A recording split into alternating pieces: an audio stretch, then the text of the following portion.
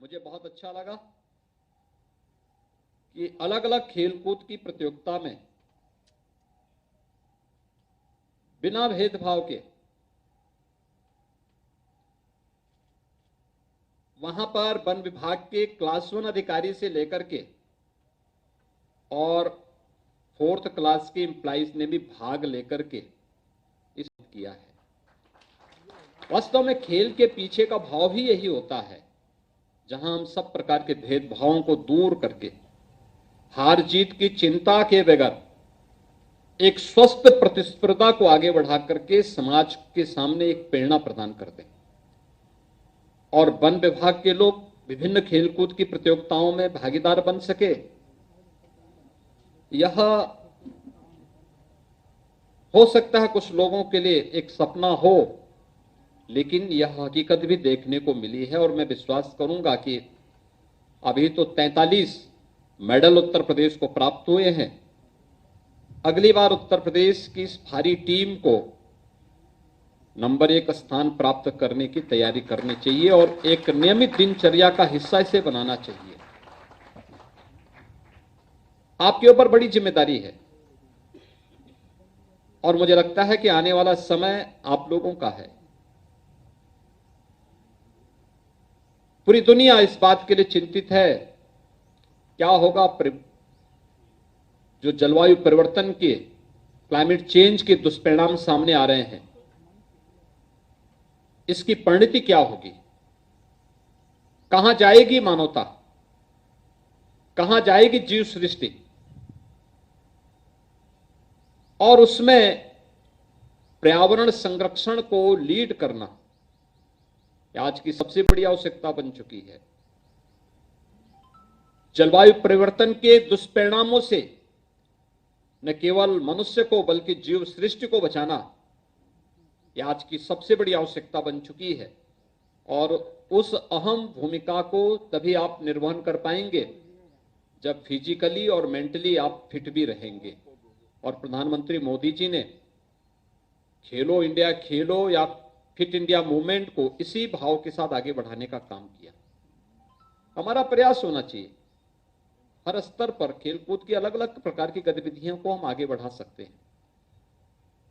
और मुझे तो अच्छा लगा कि वन विभाग के पास ऐसे ऐसे ड्राइवर भी हैं जो वेट लिफ्टिंग और पावर लिफ्टिंग में भी जिन्होंने गोल्ड मेडल तक प्राप्त किए हैं।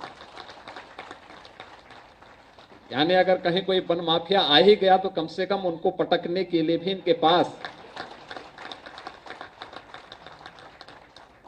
कुछ तो है, जहां पे सहायता के लिए किसी के सामने चिल्लाना नहीं पड़ेगा। लेकिन अच्छा प्रयास हुआ, मुझे बहुत अच्छा लगा आज यहां पर उन सभी खिलाड़ियों से मिलकर के जिन्होंने मेडल प्राप्त किए हैं या प्रतिभाग किया है। मेडल प्राप्त करना एक अच्छी बात है, सफलता की एक नई राह को आगे बढ़ाना है। उससे भी महत्वपूर्ण बात यह है कि हम प्रतिभाग करने के लिए अपने आप को तैयार कर पाए कि नहीं, मुझे इसमें प्रतिभाग करना है और भाग लेकर के उस कार्यक्रम को आगे बढ़ाने का काम किया है। यह एक अच्छा प्रयास हुआ है। वन्य संपदा को और वन्य जीवों की सुरक्षा के लिए आज यहां पर CSR फंड से हीरो मोटरकॉप के द्वारा 250 मोटरसाइकिल और 35 स्कूटी वन विभाग को प्रदान की जा रही हैं, जिनका कुछ ही देर में फ्लैग ऑफ होगा। वास्तव में पहली बार देख रहा हूं कि वन विभाग को लोग CSR की निधि का उपयोग वन विभाग कर पा रहा है। हर एक विभाग के पास पैसा है और हमारा तो प्रयास होना चाहिए कि अगर किसी स्तर पर कोई पर्यावरण को क्षति पहुंचा रहा, हम हर वर्ष 35 करोड़ 30 करोड़ वृक्षारोपण कर रहे हैं, लेकिन पर्यावरण को जो लोग नुकसान पहुंचाते हैं, जिनके कारण पहुंच रहा है, उनकी CSR की निधि का उपयोग हम लोग नहीं कर पाते। उनकी CSR को हम लोग पर्यावरण संरक्षण में भी उपयोग कर सकें, वन संपदा को और वन्य जीवों की सुरक्षा में भी हम उनका उपयोग कर सकें, ये प्रयास मुझे लगता है पहली बार हुआ होगा जब इतनी बड़ी संख्या में यानी 250 मोटरसाइकिल और 35 स्कूटी आज वन विभाग को यहां पर हीरो मोटोकॉर्प के द्वारा उपलब्ध कराई जा रही है। मैं इसके लिए हीरो मोटोकॉर्प लिमिटेड को, उनके प्रमुख श्री राजेश मुखिजा जी और उनकी पूरी टीम को हृदय से धन्यवाद देता हूं कि उन्होंने उत्तर प्रदेश वन विभाग को, और मैं उन्हें विश्वास दिलाता हूं कि इसका बेहतर उपयोग होगा उत्तर प्रदेश के अंदर। पिछले 6 वर्ष के अंदर उत्तर प्रदेश के अंदर 100 करोड़ से अधिक वृक्षारोपण का कार्यक्रम संपन्न हुआ है। उत्तर प्रदेश का फॉरेस्ट कवरेज बढ़ा है। उत्तर प्रदेश के वनों में वन्य जीवों की संख्या भी बढ़ी है। जो जंगल अनवरत काटे जा रहे थे उनमें उनको नियंत्रित किया गया है। अवैध खनन को प्रतिबंधित किया गया है और हर स्तर पर न केवल वन संपदा को बल्कि वन्य जीवों की सुरक्षा के लिए भी पुख्ता कदम उठाए गए हैं। अनेक कार्यक्रम हुए हैं। टाइगर रिजर्व के रूप में नई साइट बन रही हैं। वेटलैंड घोषित हो रहे हैं और भी अन्य तमाम कार्यक्रम इस अवसर पर उपलब्ध कराए गए हैं और इनका बेहतर उपयोग वन विभाग करेगा, इसमें कोई संदेह नहीं। मैं हीरो मोटोकॉर्प लिमिटेड को इस सहायता के लिए हृदय से धन्यवाद दूंगा और विश्वास करूंगा कि वन विभाग उन सभी विभागों को चिन्हित करें जहां से पर्यावरण को नुकसान पहुंचता है, फिर उनकी सीएसआर की निधि को पर्यावरण संरक्षण के लिए, वन्य संपदा की और वन्य जीवों की सुरक्षा के लिए या उनके संरक्षण के लिए कैसे हम उपयोग कर सकते हैं, इसके लिए एक निधि क्रिएट करके फिर उसका उपयोग हम वन्य जीवों की सुरक्षा और पर्यावरण की सुरक्षा के लिए उसका उपयोग कर पाएंगे। इस प्रकार की एक व्यवस्था हमें आगे बढ़ानी चाहिए।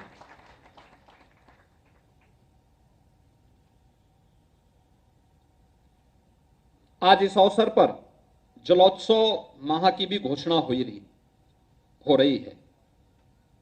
हम सब जानते हैं आदरणीय प्रधानमंत्री जी ने आजादी के अमृत महोत्सव वर्ष में हर जनपद को 75 अमृत सरोवर बनाने के एक संकल्प के साथ जोड़ा था और उत्तर प्रदेश के अंदर हजारों अमृत सरोवर बनाए गए। अमृत सरोवर पर व्यापक पैमाने पर वृक्षारोपण के कार्यक्रम भी संपन्न हुए विगत वर्ष।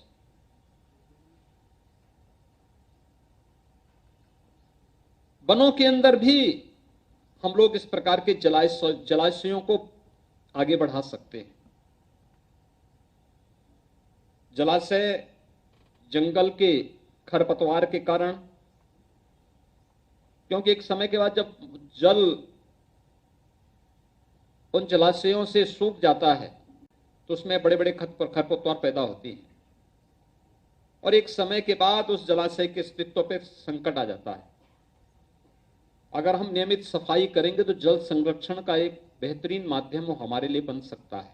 उनके मेड़ को बना लें, जलाशयों में पानी आने के जो भी मार्ग हैं उन्हें व्यवस्थित कर लें तो अच्छे बन सकते हैं। इसमें हम ग्राम पंचायतों का सहयोग ले सकते हैं, क्षेत्र पंचायत और जिला पंचायतों का भी सहयोग ले सकते हैं। सीएसआर से भी इस प्रकार की निधियों का उपयोग भी हम उसमें कर सकते हैं और फिर हमारा प्रयास होना चाहिए कि इस बार जब वन महोत्सव के अवसर पर वृक्षारोपण के बृहद कार्यक्रम प्रारंभ होंगे तो उस अवसर पर हम लोग उन सभी जलाशयों के मेड़ पर व्यापक पैमाने पे वृक्षारोपण का भी कार्यक्रम आयोजित करें, वृक्षारोपण भी उसमें हो। एक बड़ा कार्यक्रम चलेगा और यह आज जो प्रयास प्रारंभ हुआ है, मुझे लगता है कि यह एक अच्छा प्रयास है। इस प्रयास के कारण न केवल जल संरक्षण के लिए बल्कि वनों की रक्षा के लिए भी, और जो वृक्षारोपण लगाए जा रहे हैं, किए जा रहे हैं, हर वर्ष हम लोग 30-35 करोड़ वृक्षारोपण के कार्यक्रम को आगे बढ़ा रहे हैं। उन कार्यक्रमों को भी आगे बढ़ाने में हमें इसके माध्यम से मदद मिलेगी। मुझे प्रसन्नता है कि आज वन विभाग एक सकारात्मक दिशा में आगे बढ़ रहा है। इस बार के बजट में लखनऊ में भी हम लोगों ने एक नाइट सफारी की घोषणा की है और ये वास्तव में एक बहुत अच्छा प्रयास है कि लोग वन्य जीवों के प्रति एक सकारात्मक भाव रख सकें। हम इस बात को तय कर सकें, लोगों के मन में इस बात को भर सकें कि नहीं, इन वन्य जीवों को नुकसान पहुंचाने की बजाय हम इसे अपने मित्र के रूप में रखें। कोई वन्य जीव मनुष्य को अकारण या किसी भी जीव को, मनुष्य को खासतौर पर अकारण उस पर हमला नहीं करता है, और तभी हमला करता है जब उसे लगता है कि यह मेरा नुकसान करेगा, या हम जब उसको नुकसान करने का प्रयास करते हैं तभी हमला करता है। अन्यथा कोई भी वन्य जीव अपने आप ही दूसरा रास्ता अपनाता है।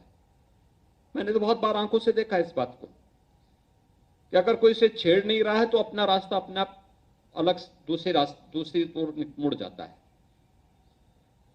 और वह कभी कभी बहुत सारे वन्य जीव ऐसे होते हैं जो अपने संरक्षण के लिए, रात्रि में सुरक्षा के लिए मानव बस्ती के नजदीक आते हैं, लेकिन मानव बस्ती के नजदीक आने पर उसको नुकसान पहुंचाया जाता है।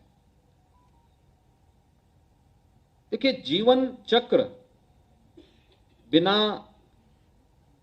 केवल मनुष्य से ही नहीं चलेगा, जीव और जंतु दोनों के बेहतर समन्वय से चलेगा।